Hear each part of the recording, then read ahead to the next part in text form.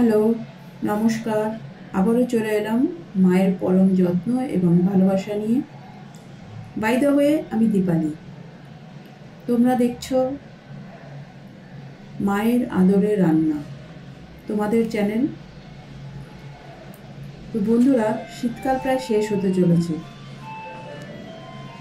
এই শীতকালে আমরা কম বেশি পালং শাক প্রত্যেকেই প্রচুর খেয়েছি।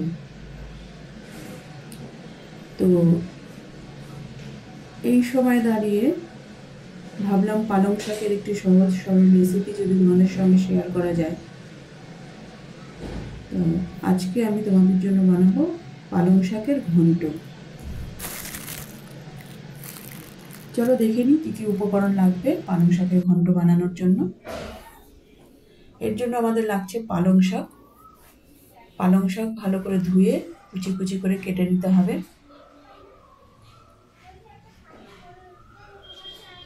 আর লাগছে শুকনো লঙ্কা, আদা, কালো জিরে, হলুদ গুঁড়ো, নুন, কাঁচা লঙ্কা,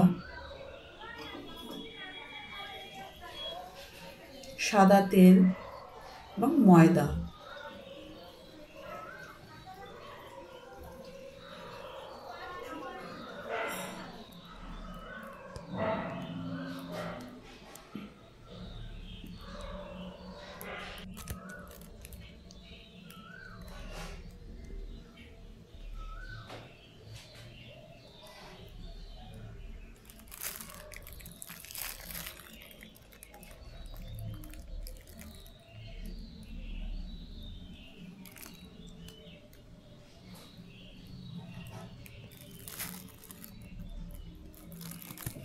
তাহলে চলো এবারে রান্না শুরু করা যাক।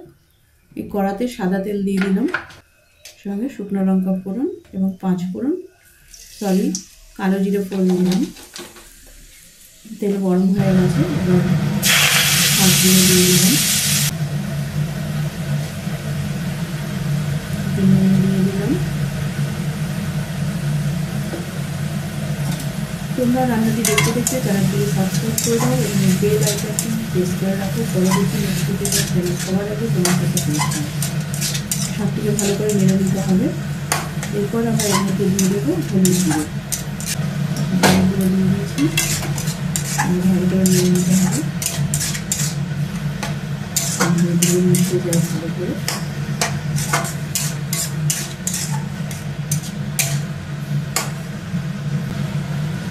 কাঁচা লঙ্কা ছিঁড়ে এর মধ্যে দিয়ে দিলাম, দিয়ে ভালো করে নিয়ে আমরা ঢাকনা দিয়ে ঢেকে রেখে দেবো।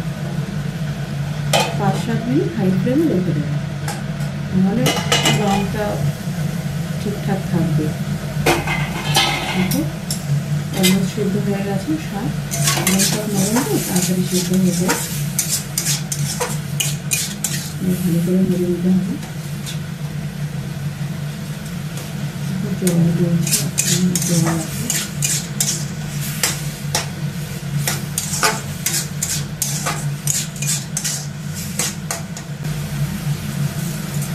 মধ্যে একটু চিনি দিয়ে দিলাম। চিনিটা অপশনাল, যারা একটু মিষ্টি পছন্দ করে তারা দেবে, যারা পছন্দ করে না তাদের দিকে অ্যাটাচ করবে। দেখো সব ভাজা হয়ে গেছে, নাড়তে থাকতে হবে। এরপরে আমরা এর মধ্যে দিয়ে দেবো যে ময়দা নিয়েছিলাম, তার সঙ্গে আদা বাটা একসাথে মিশিয়ে জল দিয়ে একটু গুলে নিয়ে এর মধ্যে দিয়ে দেবো। এরপর এটা নাড়তে থাকতে হবে কন্টিনিউ। ফ্লেমটাকে মিডিল রাখবে, সুবিধা হবে। হয়ে গেছে,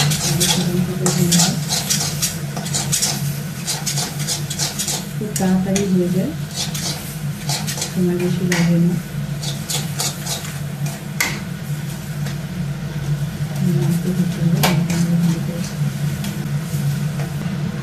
মিশিয়ে দিতে হবে, হয়ে গেছে। এবার আমরা তাহলে সার্ভ করে দেবো।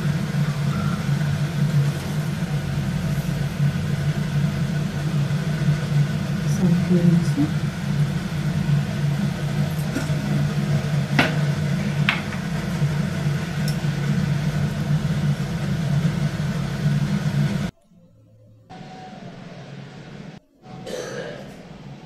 তোমাদের এর জন্য রেডি পালং শাকের ঘন্ট।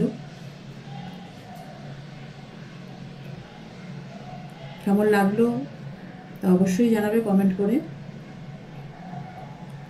ভালো লাগলে অবশ্যই লাইক করবে এবং তোমার প্রিয়জনদের সঙ্গে প্রচুর প্রচুর প্রচুর শেয়ার করো।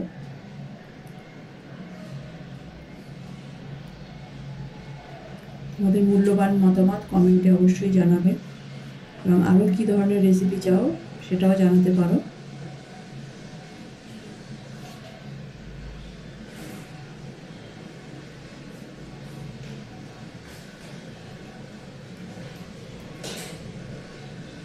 তো পরবর্তী আরেকটি নতুন এপিসোড নিয়ে ফিরে আসার প্রতিশ্রুতি দিয়ে